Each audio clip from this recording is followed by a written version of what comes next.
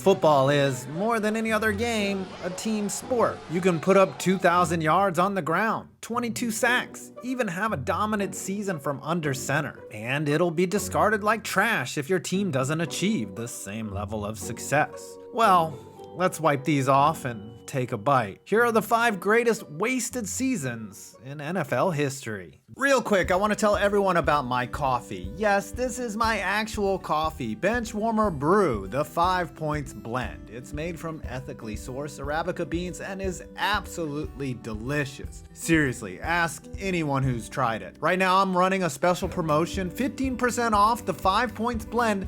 Just go to benchwarmerbrew.com or from the link below and use the code 5points spelled out for 15% off. Again, that's benchwarmerbrew.com, code 5points spelled out for 15% off. Deshaun Watson, 2020. Before he earned the well-deserved title of villain, Deshaun Watson was actually a sympathetic figure at one point in time. The Houston Texans had made the playoffs in back-to-back seasons in 2018 and 2019, winning the AFC South thanks to a core group of playmakers that Bill O'Brien just couldn't wait to get rid of. The team around him was trash, but fourth-year quarterback Deshaun Watson was playing just as well as ever, maybe even better. Watson led the league with over 4,800 passing yards, an absurd 8.9 yards per completion, and a career-best 33-7 touchdown to interception ratio. It was apparent he was in his prime, becoming one of the best players in the league, just as the team around him was crumbling like that fortune cookie you forgot about in your pocket. So, if quarterback is the most important position in sports, how can you have an elite season from a QB and still only win 4 games? Well, the offense only finished 18th in scoring thanks to an awful run game.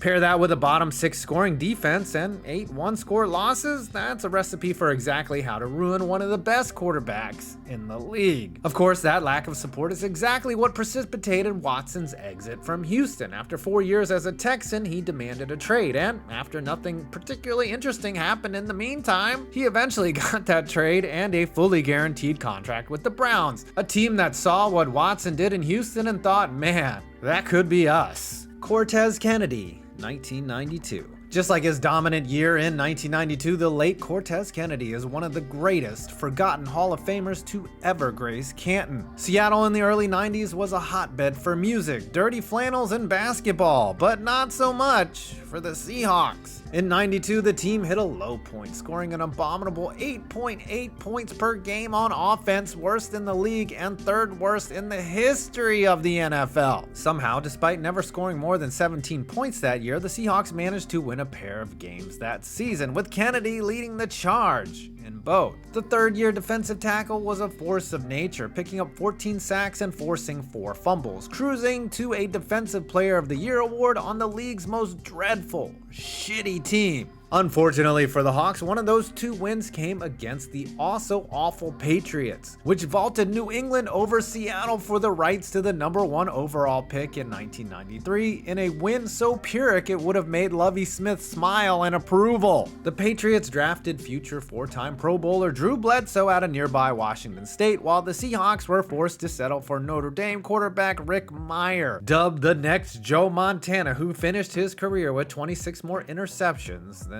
touchdowns. Maybe if Kennedy hadn't notched 3 sacks against the Pats, the entire course of NFL history would have been changed. Maybe we wouldn't have to deal with Tom Brady. Maybe this is why we chose to forget Cortez Kennedy's fantastic season in the early 90s. Kennedy never hit double-digit sacks again in his career, but as an interior defensive lineman, you're not really supposed to do that. Still, he's one of the best, most wasted players in NFL lore, spending 11 seasons in the Pacific Northwest and only once playing in a playoff game. Josh Gordon, 2013. Josh Gordon is currently making plays for the Seattle Dragons of the XFL, catching passes from Cowboys legend Ben DiNucci. But in terms of quarterbacks Gordon has played with in the NFL or otherwise, DiNucci might be in the top half. Let's go back to 2013 when a 22-year-old Gordon lit the league on fire with the Cleveland Browns despite the major limitation of playing for the Cleveland Browns. In just 14 games by the lake, the former Baylor wideout collected a league-leading 1,646 yards, 9 touchdowns, and a season-long reception of 95 yards. He looked like the next coming of Randy Moss, only, yeah, Cleveland.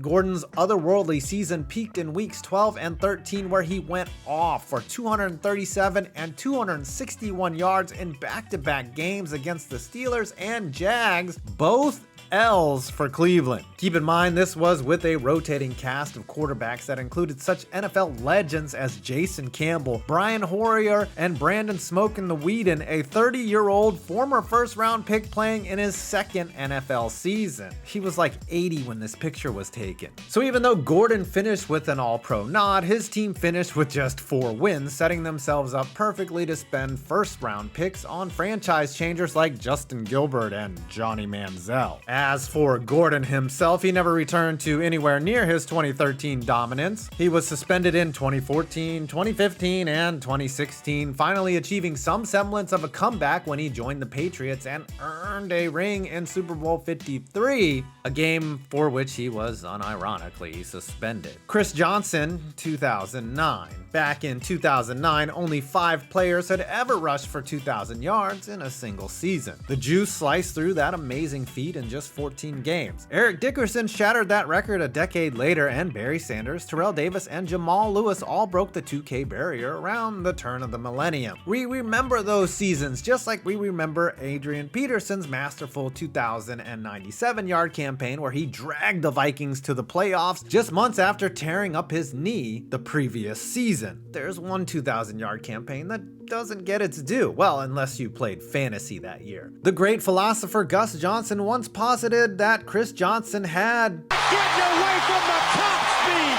You definitely can't say that now, but Gus wasn't hyperbolizing because Baker Mayfield did not possess such speed. East Carolina's Chris Johnson tied an all-time combine record, running a 4.24 40-yard dash in Indy, helping him become the 24th overall pick in 2008 by the Tennessee Titans. After splitting carries with Lendale White as a rookie while the Titans finished 13-3, Johnson took over as the lead back heading into 2009. The team got off to a disastrous start, beginning the year with an 0-6 record, capped off with a 59-0 beatdown in snowy New England, but Johnson spurred the Titans to victory with a 228-yard rushing performance against the Jags and an epic battle against MJD, and finished the season with 14 straight games of 100 yards or more on the ground. The team was able to claw back to respectability and reach 8-8, starting the Jeff Fisher reign of mediocrity, but Johnson's epic season was wasted because of the Titans' inability to reach the playoffs. Johnson's 2009 season may actually have been a lot more impressive than his fellow 2,000-yard rushers when you consider something else. That season, he set the record for most yards total from scrimmage in NFL history, contributing an additional 500 yards to a passing game that desperately needed it. Still, all that breakaway speed was wasted.